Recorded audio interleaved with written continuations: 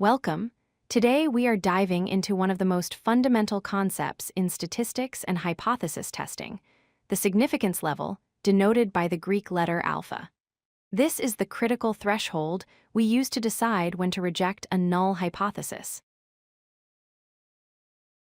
Before we define alpha, let's briefly recall the setup. In any test, we have two competing claims. The null hypothesis, H0, is the default assumption that there is no effect or difference. The alternative hypothesis, H1, is the discovery we hope to confirm that there is a significant effect. So, what exactly is alpha? Alpha is the probability of rejecting the null hypothesis when it is actually true. In simpler terms, it represents the risk of making a mistake. It is the maximum risk we are willing to take of concluding there is an effect when, in reality, there is none. Researchers typically choose one of three standard values for alpha depending on the field of study. 0.05 is the most common standard. 0.01 is used for stricter tests, and 0.1 is used for more lenient, exploratory research. Let's look at each one. Alpha equals 0.05 is the gold standard in most scientific and social research.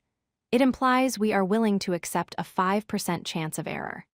Conversely, this means we require 95% confidence that our results are not just due to random chance before we declare a discovery. In high-stakes fields like medicine or manufacturing safety, 5% error is too risky. Here, we use alpha equals 0.01. This demands a much higher burden of proof. We only reject the null hypothesis if there is less than a 1% chance that the result happened by accident. On the other hand, for pilot studies or initial business testing, we might use alpha equals 0.1. Here, we tolerate a 10% risk of a false alarm because we are more afraid of missing a potential discovery than being wrong about one. This error we've been talking about has a specific name, type 1 error, or a false positive. This happens when the null hypothesis is true, but we reject it anyway.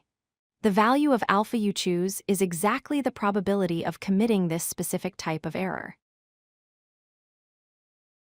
Visually, alpha represents the area in the tails of the distribution curve.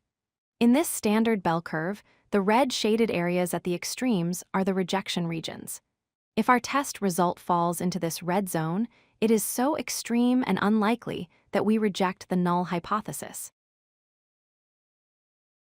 This brings us to the core decision rule of statistics. When you run a test, you get a p-value. You compare this p-value to your chosen alpha. If the p-value is less than or equal to alpha, you reject H0. Remember the rhyme? If p is low, the null must go. To summarize, alpha is your preset risk threshold for false positives.